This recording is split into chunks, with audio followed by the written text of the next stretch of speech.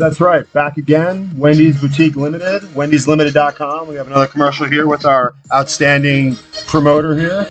And we're here with a promotional here to remind you that wendyslimited.com is bringing you all the hottest new couture apparel and women's clothing, awesome new kicks and shoes, awesome new flats, and Prada purses, right? You got to go check out all their Hermes jewelry, Hermes bracelets, fine jewelry at wendyslimited.com.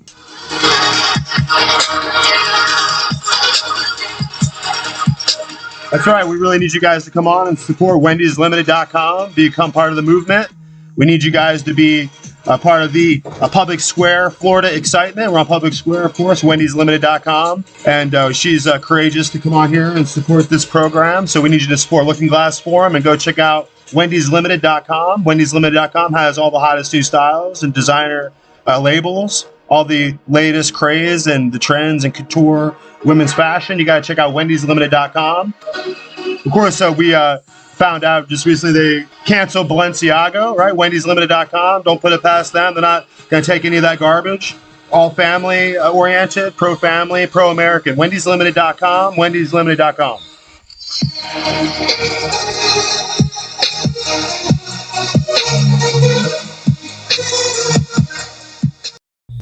So here we are back again. We're doing some catch up here with Looking Glass Forum.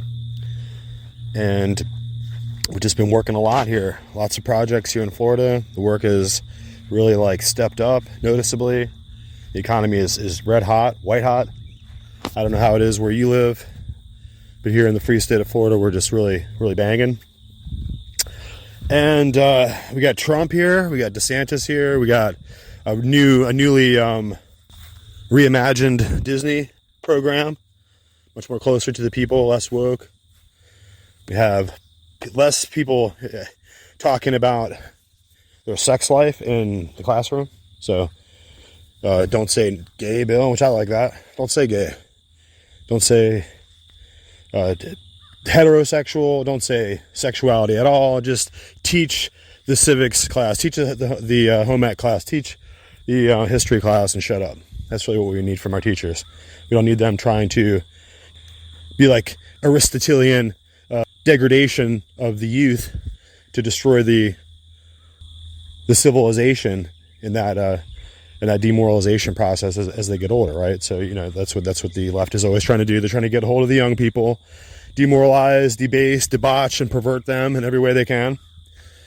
And then as those kids grow up, they're the next generation, and systematically, these are literally lecherous elementary school perverted pigs. I mean, remember the outbreak of the blonde 20-year-old, the Barbie doll looking school or middle school teacher who would be always, every 6 months there would be one banging like a 15-year-old in the class, after class or whatever.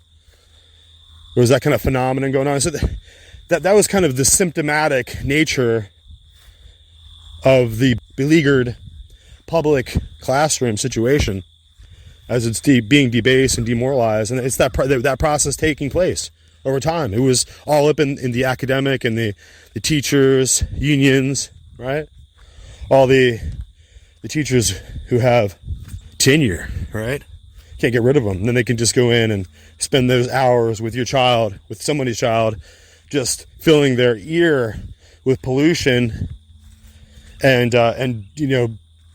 basically molesting your kid academically, ideologically, right? Touching up on your kid and actually physically in these cases, where the people can't keep their hormones in check and it's all politics, it's all just control, it's all power.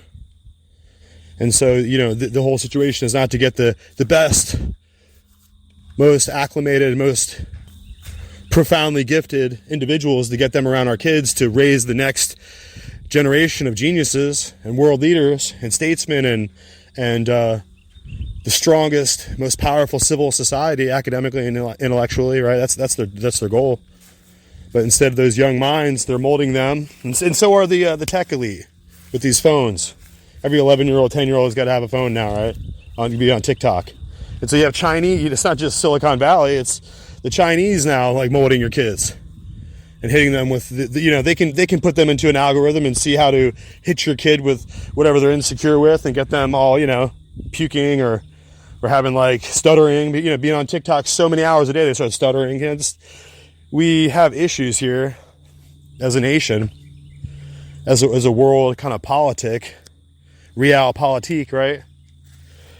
And we have to figure out how we're going to proceed as a people, based on what happens next. And if our leaders in the fifth column and those who are inside the gates, who are going to open up the flood walls and open up the security, if you want, of our whole society to our enemies while we're asleep, if those individuals are going to destroy our children every time we turn our back and leave them to school to learn arithmetic and science, so when they come out in college, they're just Bill Ayers, Obama, and Michael Obama, right? They want to call her Michelle, but isn't it Michael? I don't know. I mean, I'm starting to be convinced more and more now of the lunacy of that. There was once where my mind was so unprepared to accept the possibility of that reality. Like, I'm questioning the moon landing, but it's hard for me to see that Michelle is not a girl, a lady. Right, so that kind of explains where, when we bring Obama into the scene, the guy who changes his name, like, Muhammad Ali. He's not a Muslim, though. He's a straight guy who loves Michael.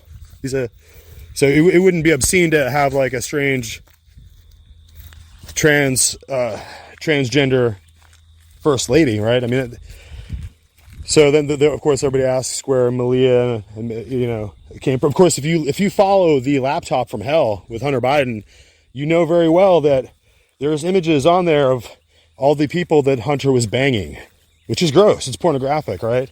It goes to the nature of our whole society being debased by pornography. I mean, that's why Biden's going down. It's all the illegal transactions and the disgusting illegal porno on Hunter Biden's laptop. And that's why Trump's going down, right? He's going down hard because of what? Because of porno. Because of, what's her face? People don't want to believe it. She did it. They did do it. They didn't do it. He's just being accused wrongly. He's just getting his just rewards. For whatever reason, Trump got way too close to pornography. And then it blows up in his face, just like what's going on with Biden, right? So that's the problem of our whole entire nation, is that we're all a bunch of jerk-offs hiding in some bathroom somewhere, like spanking our monkeys to our 5G phones looking at pornography. And I mean, the only reason I say that is because if you just look at the stats and the numbers, and if you go to some of the real tech elites, of course, they're going to tell you that, I mean, they can pinpoint your time of pornographic pleasure, right? They can tell when your phone uses it. There's no way to hide it. Not really.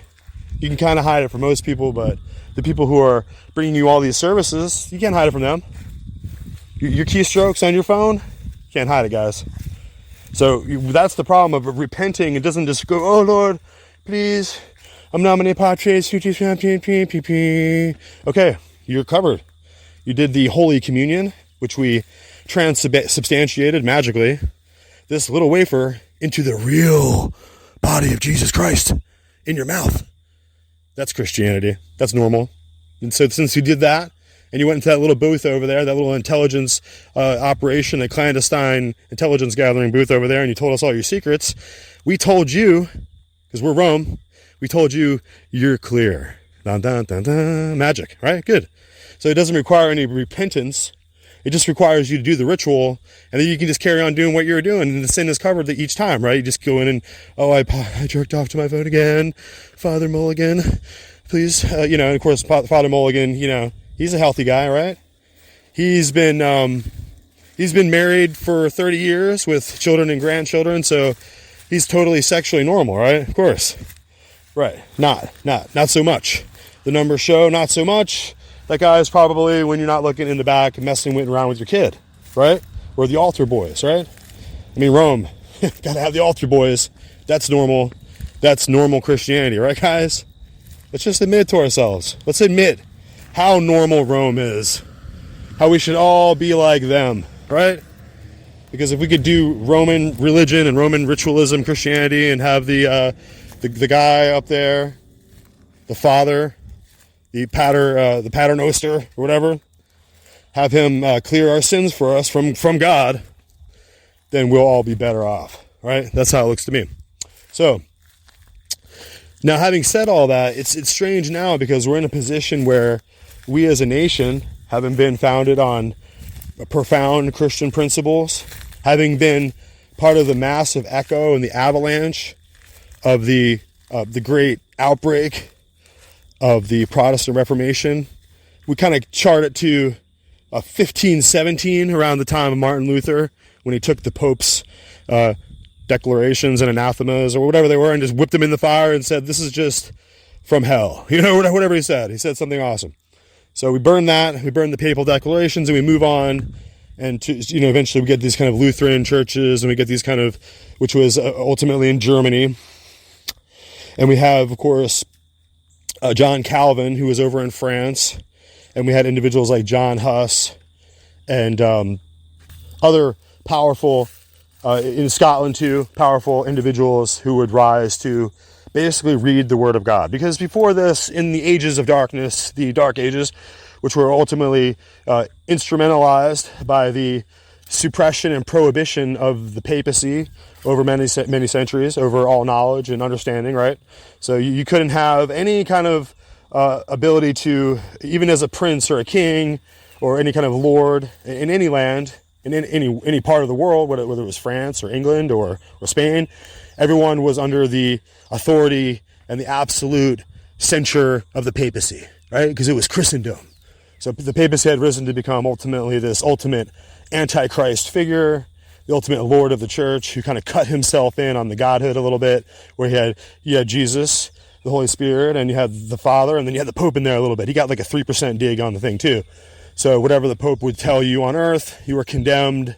If he condemned you with some kind of anathema, anathematized you with some kind of sorcery. And so the entire edifice of the Pontifex Maximus being brought to us through ancient pagan Rome and imperial Rome for many, many, many centuries, 1,000 years, and then ultimately resting in the person of the papacy, taking on the powers and the authorities of those titular noble titles, if you want. And they really extend all the way from Babylon. So that's why we're bringing this up. We're pointing out once again that ultimately America was a part of the Renaissance and the age of enlightenment of man and the Great Awakening, which happened again and again. You go forward in time to John Edwards in America, the Great Awakening, and you can see that the preaching of the gospel of Jesus Christ and the Bible, once it was kind of like reborn on the scene, I think the old Christians of the way, the ancient Christians back in the day, they had these scriptures. That's why we bring up the Albigensians and the Crusades. Once the Muslims whipped the Templars' ass and whipped the papacy's ass and all their knights and kings and sent them home, they came to take their armies to go trifle with Christians who are out there in the world, like the Christians of Peter Waldo, who were condemned as Gnostics or whatever you want to say. The Cathars even, who had just a very bleak understanding of the scriptures, but didn't accept the authority of the papacy. Right? They just did not do it. And since they would not accept the authority of the Pope, they all found themselves at the end of Crusader swords. We call this period the rise of the Inquisition. It went all through the Alps, and you're going into the century 1000 and the 1100s and 1200s. And so this entire operation of having total military dominance over the nations under the Church of the Pope and putting people to death under religious war or what have you, was a structure that lasted for many centuries in Europe until it was finally broken by, let's all say together, the Protestant Reformation. That's right, the spiritual and the temporal power of the papacy was broken by the war, the 30 Years' War. Go look it up. We don't have time for all this. You guys need to catch up on your history. You need to know why America exists. You don't know why. You don't know what you're doing. You got purple hair, right? You can't figure out what's going on with Bitcoin or the Federal Reserve collapse. People don't understand what's going on here. So America was founded on this final push of the Bible, right? The Bible was put through the printing press. So these harbingers, of doom nowadays like to say that how the printing press was a technology that harmed mankind and harmed history. Absolutely not. Technology is a wonderful thing. And it was wonderful when the Bible, the 1611 King James Bible, was printed in the English language. It was also furnished in the Geneva, wasn't as good, the Geneva Bible, but it was also furnished in German and in French. And when all the people started to read the Bible, guess what happened? They overthrew the Pope, because there is no Pope in the Bible. The only character in the Bible that even remotely resembles any figure like the Pope in the Bible is, of course, just the Antichrist. And nowadays you can see how we're moving into this part of Revelation where you can see the Antichrist rising now, because the power of the European Union is going to click like a sundial, and eventually Italy is going to be the lead nation and the head nation of the European Union, and the head of their civil government is ultimately going to be the president of the EU, and that individual will be the Pope. So you can see that happening. I think who is it now? It's kind of like it goes around in a cycle, and it clicks along, and each nation takes a turn being the head nation of the EU, and you'll see Italy soon will be that person. And so the entire point of resurrecting and constructing the EU was to get to this point. The same thing is true with the United Nations. It's all about restoring the absolute dictatorship and the absolute imperium of the papacy over all the world, over all the earth, just like it was before, right? So that's what happened in 1933 under the Lateran Treaty. The papacy finally received back its civil power. So now it wasn't just some kind of preacher over there at the Bible study, right? Now it was back to having monarchical sovereignty and sovereign immunity and the immunity of state by which they can start to print their own money and have their own stamps and have their own legal emissaries. And, they had ambassadors for quite a long time. Rome had ambassadors right into the State Department all the way up to the assassination of Abraham Lincoln. But the State Department knew exactly who was behind the assassination of Abraham Lincoln. It was Jesuit operators and really intense fanatical papists in America, directed by priests, who were ultimately behind the individuals who pulled the trigger on Lincoln. So that's why right after Lincoln was killed, they cut any diplomatic ties with the papacy. And that lasted for almost 100 years until the time of Reagan, right? So that's what happened under Reagan, the restoration of the papal diplomacy and the papal ambassadors and the papal prelates back to the State Department, right? So up until then, Ford's Theater was known as a place where Lincoln had been shot by Jesuit assassins. It's the same thing was true in the 1600s with the gunpowder plot. Everyone knew. Remember the 5th of November, the gunpowder plot, right? So ultimately it was the Jesuit treason and plot was the other chorus in the song. If you know the song entirely, remember the Jesuit treason and plot. Goes along with that whole song.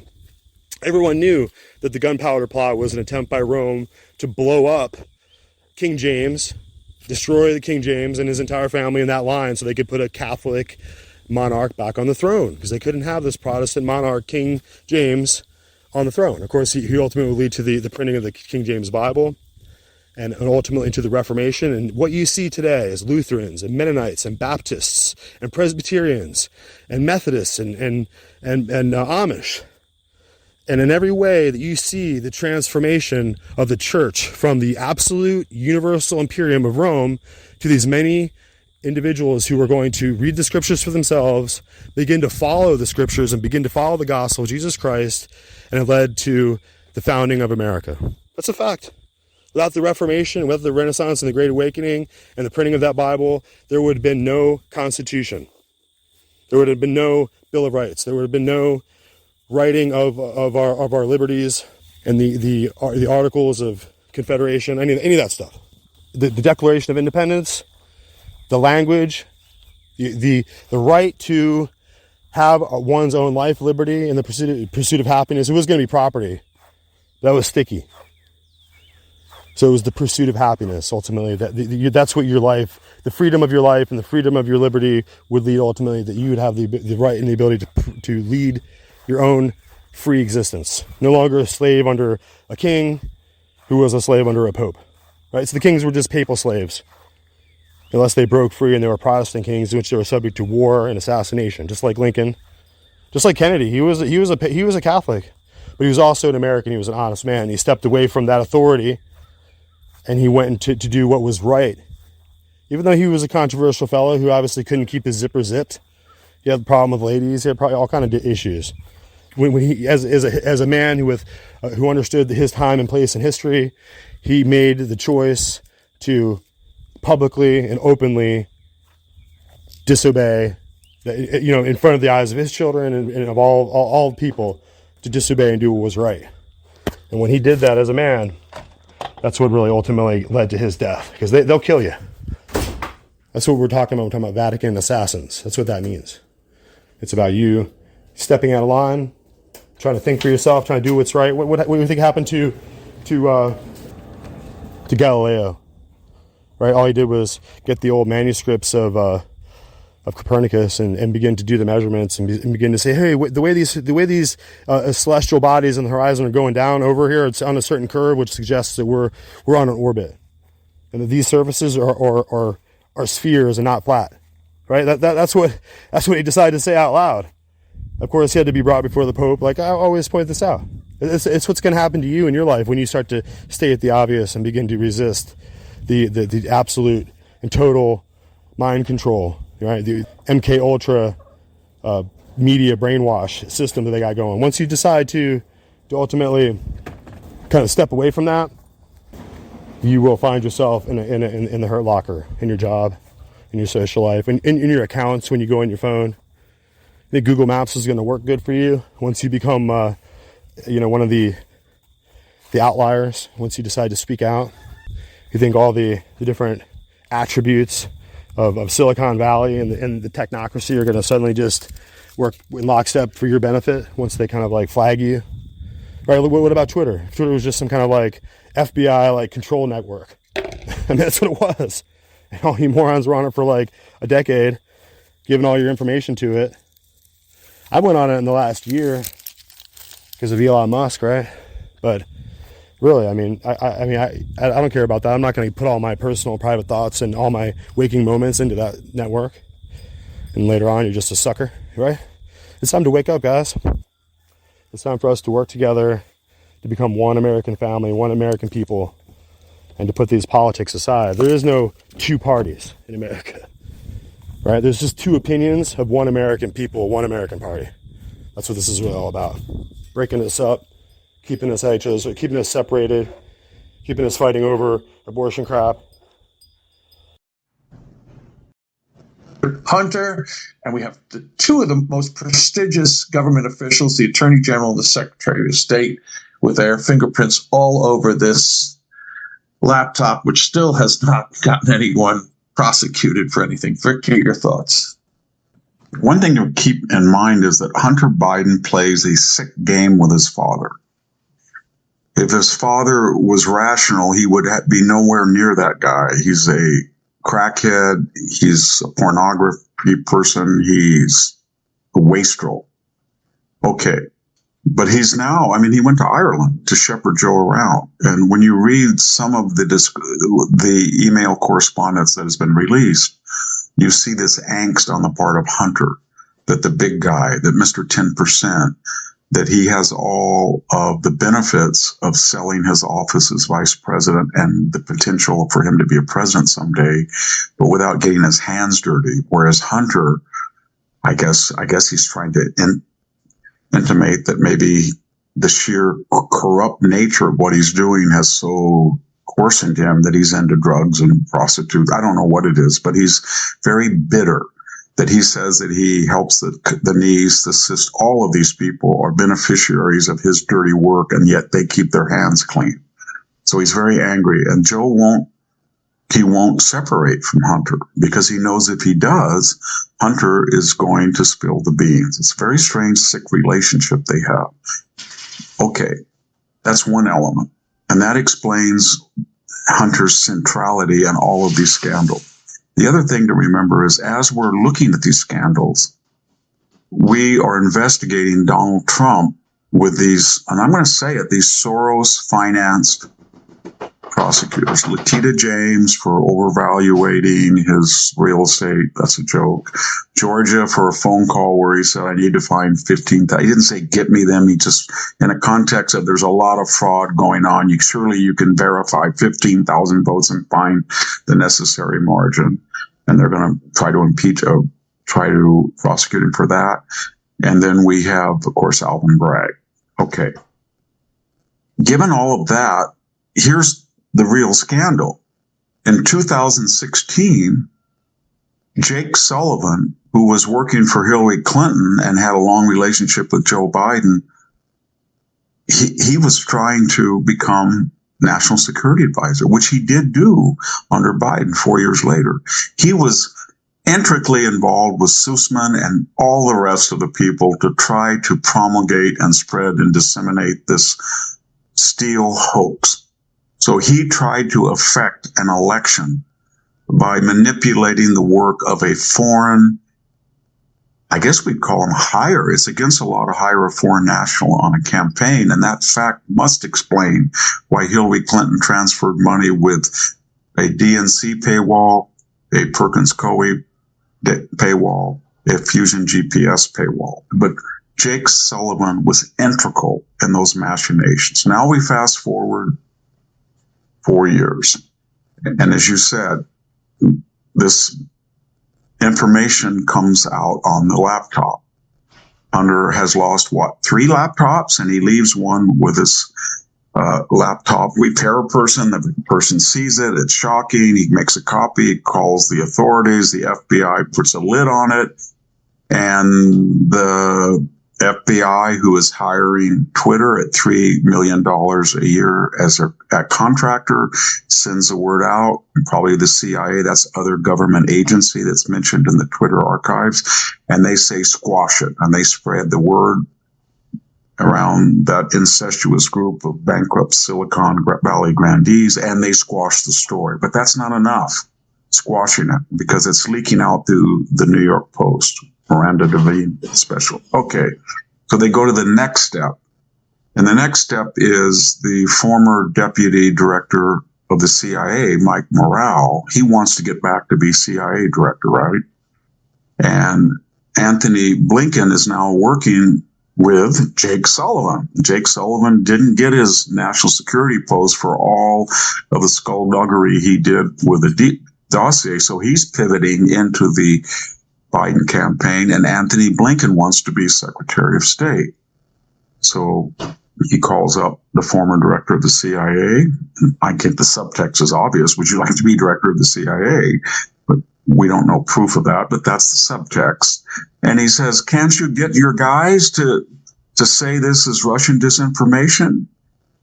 And Morale then says, yeah, now he's testified that he did it so they could win the election, right? And so he calls up the 2 most corrupt people, I suppose, in Washington, both confessed liars under oath. James Clapper, who, lied and said I gave the least untruthful answer when he was caught, and John Brennan lied about surveilling Senate staff computers and collateral damage on drone assassination missions on the Pakistan border.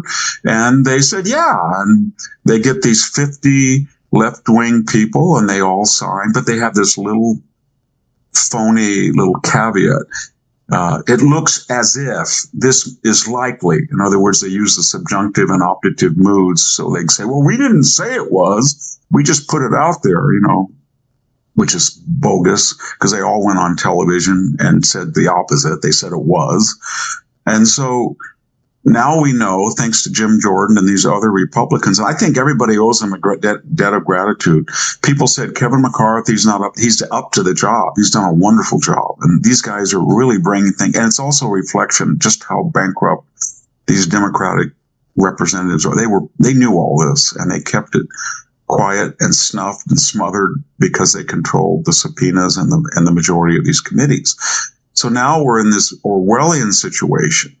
Think about it, where Trump is investigated for trying to influence an election when we know that Jake Sullivan did that with complete impunity in 2016 who is now the National Security Advisor, and the Secretary of State did it in 2020. And according to a conservative poll, that fact of Russian disinformation was persuasive to a lot of independent voters who said, you know what, if I had have known it was really Hunter's laptop and that stuff about Joe Biden was accurate, I wouldn't have voted for him. So that may have been much more likely to affect an election than anything Donald Trump did about a phone call, because it didn't have any result at all. I mean, they didn't find the votes. It had zero result. These things did have a result. So that's all half of it in that windy explanation. Then you bring up the IRS, and we have an IRS whistleblower. And of course, whistleblowers, remember, Lieutenant Colonel Vindman, who corrected Devin Nunes when he said, "I'm Lieutenant Colonel Vindman, sir." And we know he's an arms dealer who's trying to profit from his Ukrainian ties and get largesse from the federal government as the middleman to transfer the weaponry to. Right. Did he get a Presidential Medal of Freedom also? Yes, he did. I think he did. Shocking. And he was the person who communicated, because he was on the phone call to the whistleblower. Remember the thing about the whistleblower, Eric Caramella? He had no knowledge at all of anything. He didn't hear anything. It had to come from Vindman. And then he and Vindman collaborated, I should say, with Adam Schiff, who denied once again his 1 millionth lie and said he had no knowledge of this. And they cooked up the whole impeachment thing. And so this whistleblower now is public enemy number one. They've just gone from lionizing and deifying whistleblowers to say, this is horrible. And he says that he has information that shows that there was culpability on the Biden family. And by the way, Jack, it would be very easy to find out. All you have to do is get the brother and the niece and the sister and Hunter's and Joe's tax returns, and then calibrate, just subpoena their checking accounts and see the lifestyles they were living and see if the income that they reported would substantiate or sustain that type of expenses. I don't think it would, given Joe's 3 homes. The only time he ever made any money when he wasn't in government, he's in government for over half a century, was just that period from when he left 2017 until he was inaugurated 2021. I know that he tried to he was a grifter, but he couldn't have made all that money in just that small time. The point is that this whistleblower is trying to suggest that there was a file that was incriminating, and it was making its way up through the federal prosecutorial levels, and then it was stopped by an unnamed official who speculation said it could not be anybody other than Merrick Garland. And then, as you point out, this is a person who went under oath and assured everybody that he had no influence whatsoever, that these were independent trajectories. And if they found anything, that the law would be followed in its fullness, and that's not true. So he basically, if this is true, then he misled or lied to Congress under oath, and he's a Eric Holder wingman, so to speak, as Eric Holder said he was to Barack Obama. So I think this is very explosive, but there's a final wrinkle to it. About 60% of Democrats don't want him to run. And I think, given the Democratic cynicism, that there's going to be an effort in the party to allow this to go forward. And by that, I mean, there's going to be some grand deal in a year or 6 months from now where Joe quietly says he's not going to run, and then there's not going to be any charges brought by Merrick Garland. It's my hunch, because they can't win with him. Right. And they can't win with him unless Trump is nominated and hemorrhaged for 18 months, which is their plan. Right. But they're very worried because DeSantis, as you just mentioned, polls higher than does Trump. And this is I think I mentioned that before we went on, and we'll talk about that towards the end of the program about Trump v. DeSantis. But nothing is certain in this world politically, but you do have Biden defeating Trump in a poll, but Biden losing to DeSantis in the same poll. So yeah. So Victor, anything about Blinken and his nefariousness, and any broader thoughts? We've talked a lot in these past podcasts about. I'm upset that he does stuff like this. Yeah, you've got to remember that this mentality, these people, there's a certain type of person who grows up in an affluent environment in the bicoastal areas, and they feel, I'm not just saying it's Blinken, it's all of them. And they feel they have to go in the proper, what the Romans called the cursus honorum. You go to a good undergraduate, you go to graduate, then you start working with politics. You evolve into Wall Street or Silicon Valley. You make a lot of money, and you define yourself getting into the highest levels of government. You fly overseas on a private plane. Dignitaries meet you. You say things that people listen to, but it has nothing to do with confidence. Or nothing to do with, they don't care about that, because this guy, Blinken and Sullivan, went to Anchorage in March 2021, and they sat there while the Chinese insulted them. They called them hypocrites. They said they were he didn't do anything. And then, we had John Kirby just the other days talk about the logistical success. And if it was such a success, why are Blinken and Sullivan suggesting that it was Trump that did it? Why don't they say, well, it's a great success? John Kirby said that's what we did.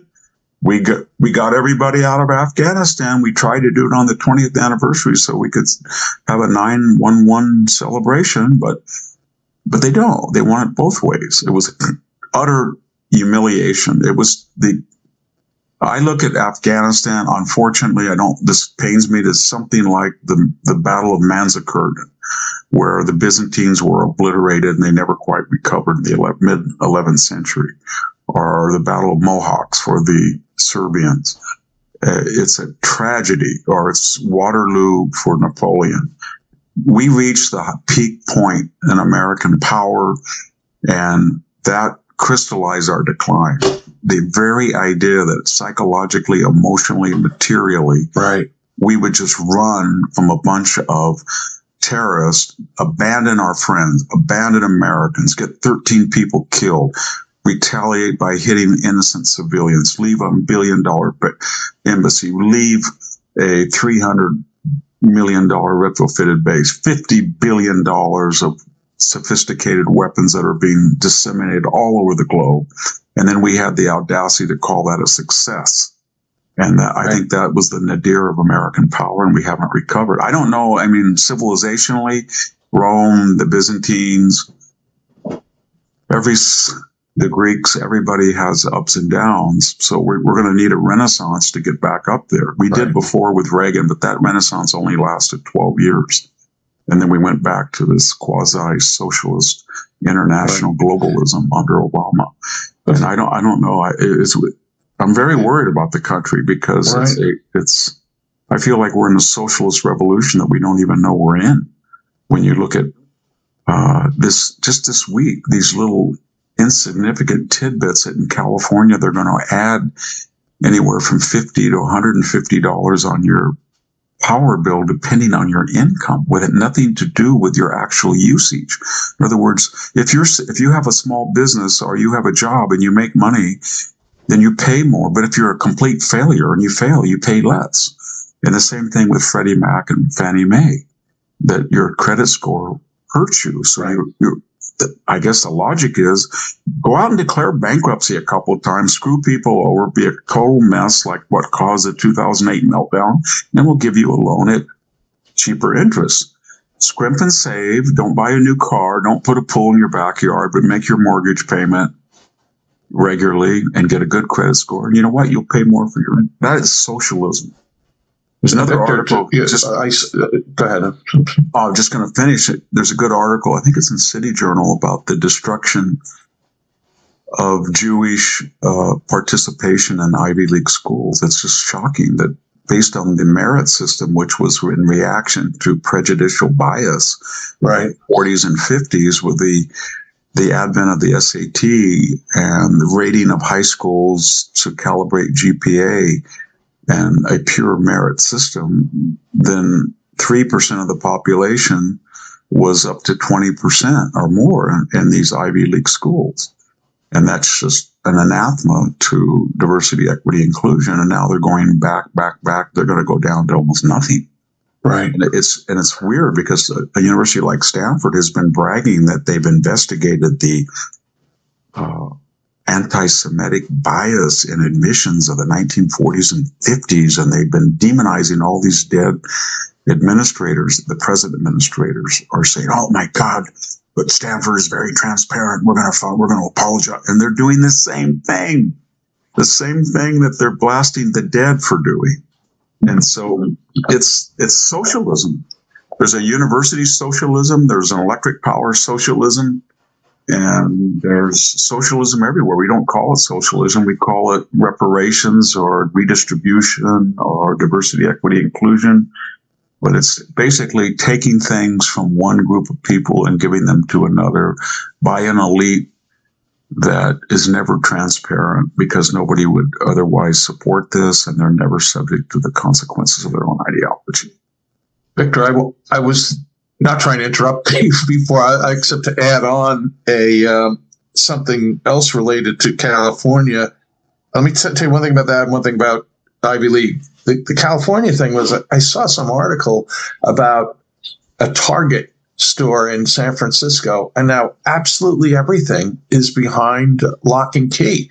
I would have thought, well, at that point, like Walmart in Chicago, which we talked about last week on one of the podcast episodes, it's just like, we're done, we're out of here.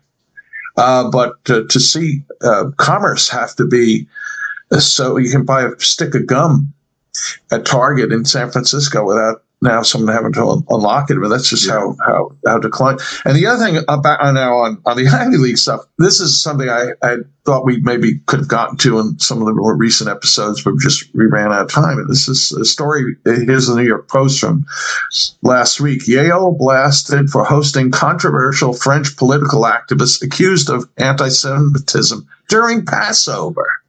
So this woman was Hoira Bouteldaja. She's a French academic, and they invite her during Passover to attack Jews. This is Yale. So on the anti-Semitism, this is very funny, because not funny, but I don't quite understand. I know that the Jewish American vote has been going very slowly. Republican, and it's up to about 35% now. But what I don't understand is if you identify, incidentally, even as a Jewish American person, you should realize that this entire diversity woke is aimed at you, and they get a complete pass with anti-Semitic attacks on campus if the person is considered a protected, marginalized person. And it manifests itself in hate crimes, because if you look at the two FBI statistics, and they don't like to report them, and most law enforcement agencies now feel it's politically incorrect or unwoke to send their data to the FBI. I think in a year or two they won't have any data. But of what we have most recently, the two groups that are being open season upon are Jews and Asians by other people of color, because the so-called white tyrannical majority is underrepresented. It's about 68% of the population. It commits about 55 or 45% of the reported hate crime. And so what I'm getting at is, at some point, Jewish Americans should realize that whether it's the hatred of Israel on campus, or it's the blatant anti-Semitism of people like Ilhan Omar or the Squad or Rashid, another representative Presley, or whoever they are, Hank Johnson, all of these people, the Black Caucus expresses it all the time. After all, Barack Obama had a smiling picture with the greatest anti-Semite of our age, Louis Farrakhan, that you're targeted by this particular group, this left-wing New Democratic Party, and it makes no sense unless you're just trying to give money for quid pro quo concessions, Solyndra-like concession, to give them any money, because you're fueling a monster that hates Jews.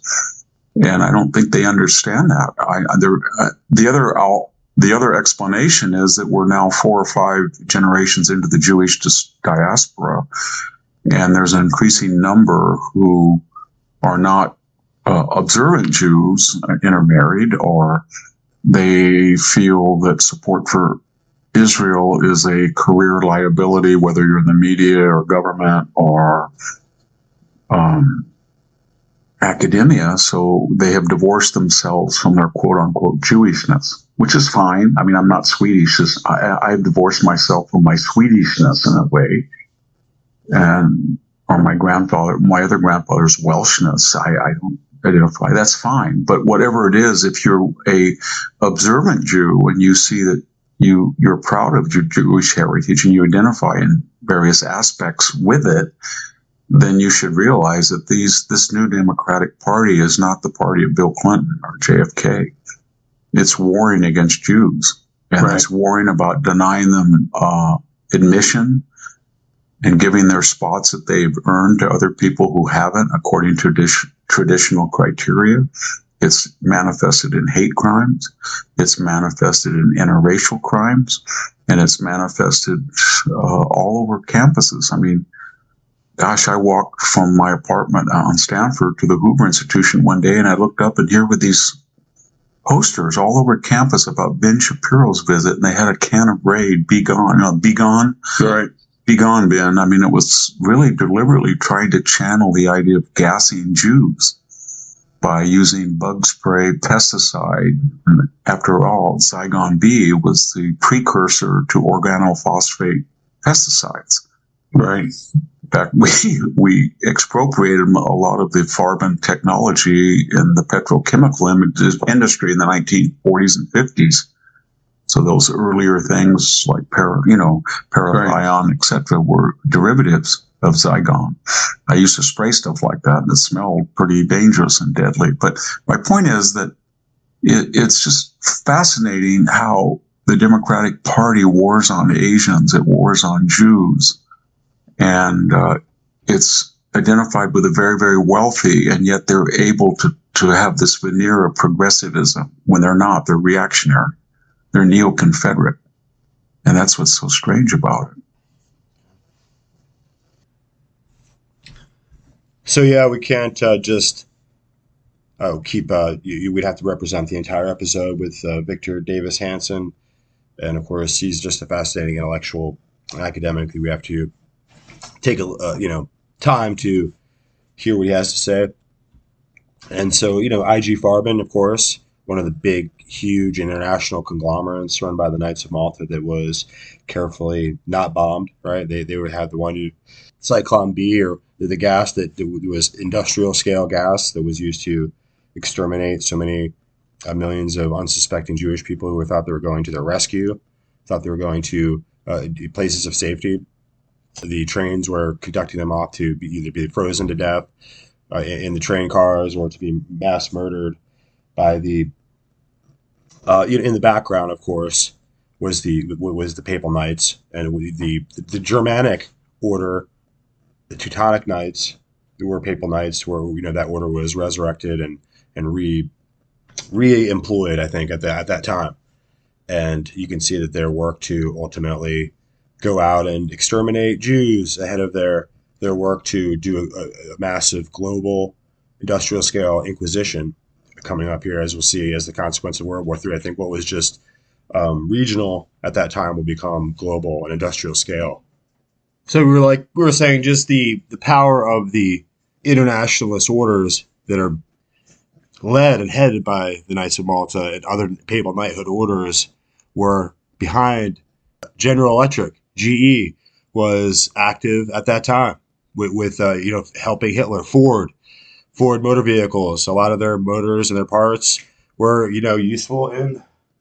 So it wasn't just the Third Reich and Hitler's regime using the hyperinflation of the Weimar Republic and just bamboozling the people and totally using the terror of the communists to create reactionary political extremism and national extremism, right?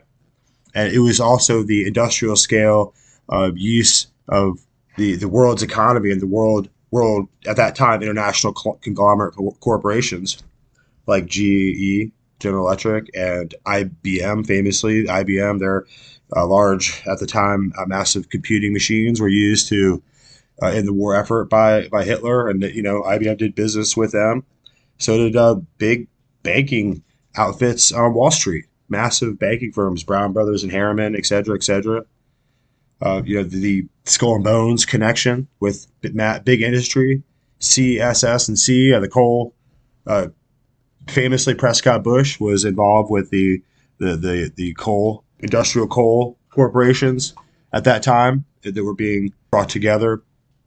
And what'd you say? Massive industrial mergers were brought to bear in order to allow Hitler's rise in the war machine, and the Schacht, famously, brother Schacht, another Knight of Malta, his banking operations, Krupp, right? The famous you always see the elevators from Krupp. Well, their companies and their banking operations and their financial operations at the time were helping Hitler. So you have to understand that this kind of move towards the ambitions of the international elite when they come together in the effort to destroy a system is what we're seeing here in America. So with that, let's listen further to what brother Steve Bannon is having to say, and hopefully he comes to see the light and recognizes that ultimately the Roman Catholic Church has left them behind in the absurd move towards pantheism and moral relativism, and the necessity of Roman esoteric occultism to universalize all religious systems into one, and to invite all these absurd and depraved ideologies and transgender concepts into your once beloved church, and you're now becoming liberal Catholics, and as you're expelled from the church, and as the Pope no longer allows you to you do the mass the way you want, if you want to do the Latin traditional mass, all those kind of things, you find yourself under the thumb of the Pontifex Maximus, and that system is really the system that you have to obey whether you like it or not. And so if they want to bring Pachamama into the church, and a bloody goddess of pagan Aztec and Incan and Mayan extraction, human sacrifice was her primary mode of operation, and child sacrifice, I imagine, to this goddess, is this vile fallen idol worship from the South is put into your church. So you have to recognize that now you're Protestants. Now you become people who are protesting against a system of evil. And as Protestants, the word Protestant really comes from the word protestare, or pro-testament. In other words, we were standing on the Word of God and on the Testament and the Word of faith. That's where we get solo scriptura and soli fides, right? We get this idea of only faith and only Scripture, from the one faith from that one Scripture. And so we don't have a human fallible Pope, and you can say that he's infallible, and you can chant in a big circle and wave incense around, and you can wait to a high holy day and do a triple requiem mass, right? That's what got said for Hitler by the Spanish dictatorship. The Spanish dictatorship had went out of his way to do a triple high requiem mass for Roman Catholic brother Hitler. It's just a fact of history.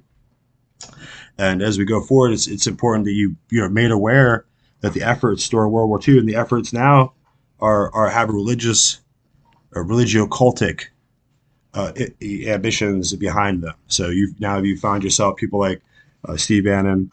You need to repent from their old associations with the Vatican and with that vile system, and to come out, become part of the Church of Christ in the world out here with the rest of us believers. We're pro-Testament. We believe only in the Scripture, and we're Protestant because we're ultimately protesting against the wickedness of the papacy, the Roman papacy.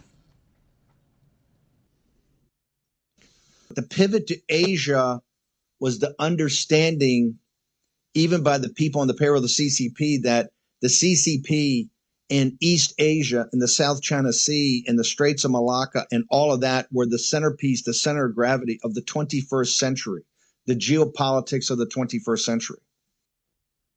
Joe Biden was put in charge of that.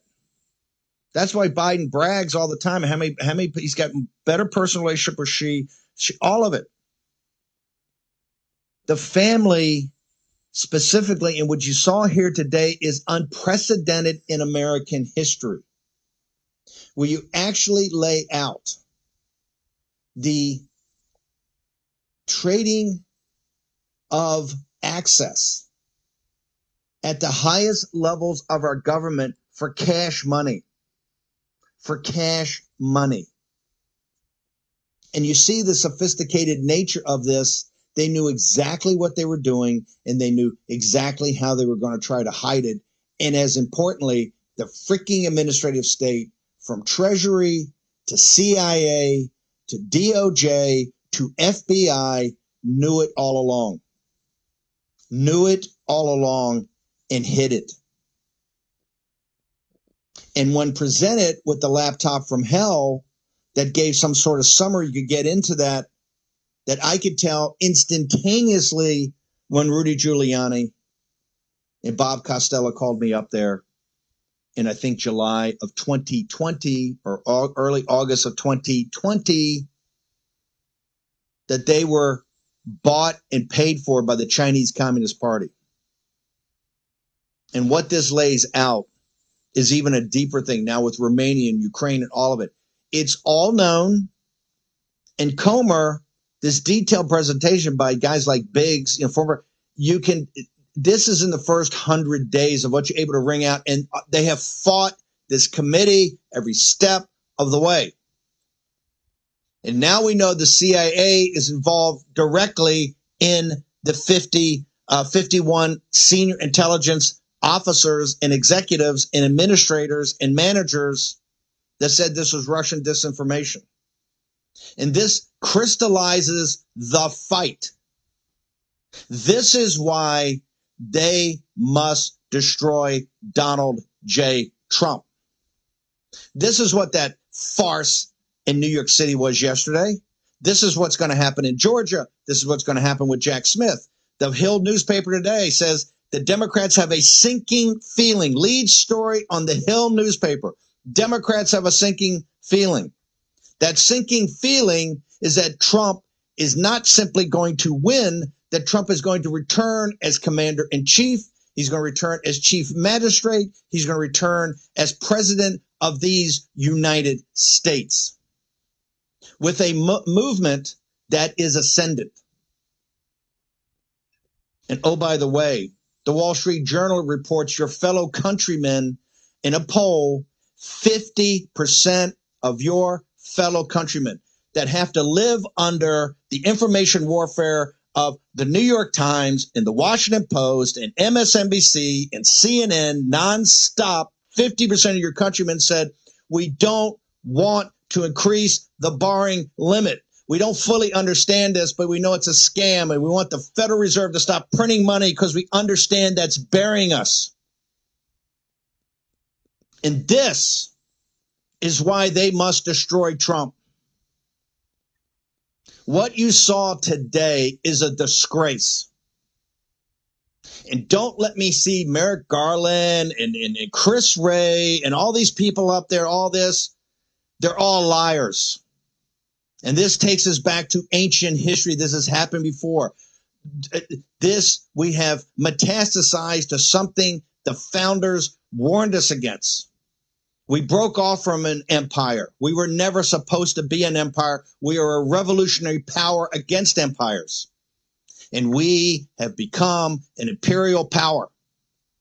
And just like every imperial power, a Praetorian Guard sets in that runs the deal. And that deal is not affected by elections. And what you saw today with bank run, that's just the start of it.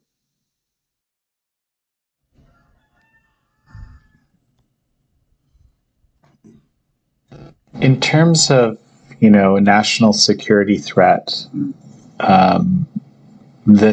all this type of activity, where do you rate the Chinese Communist Party on the scale of threats to Canada, to the US? It is nowhere near the scope and scale of China.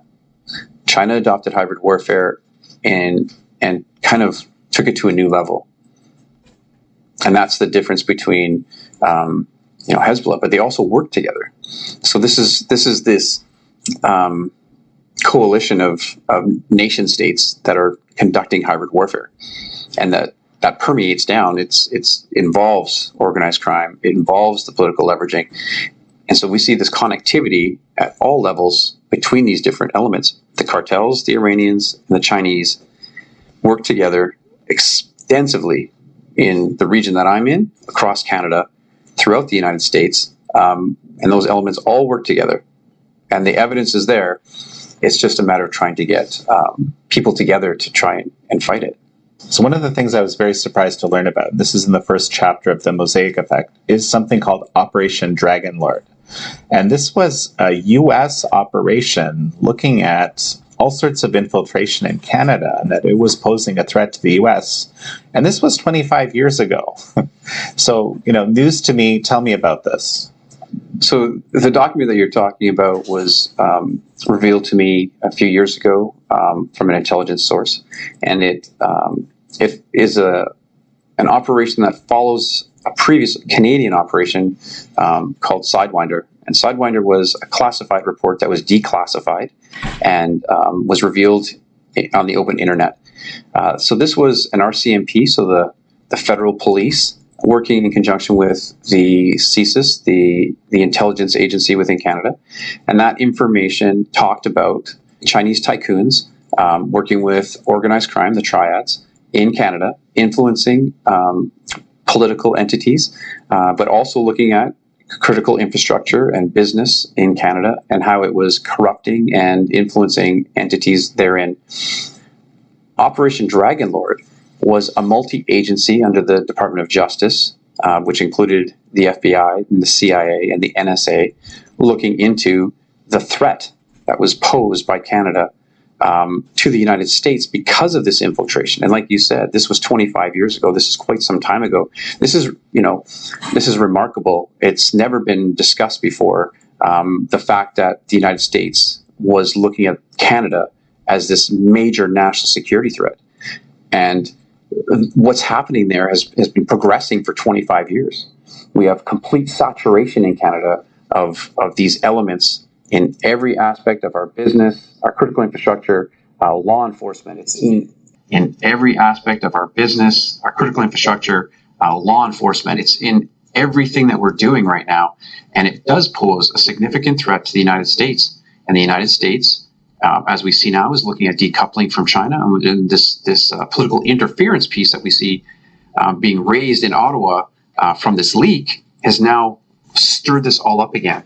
And we're revisiting things that we saw 25 years ago, and that I've been trying to, raise awareness about and gain traction on for at least the last 5 years. What does it mean, achieved saturation? That sounds like, this feels very like a very strong.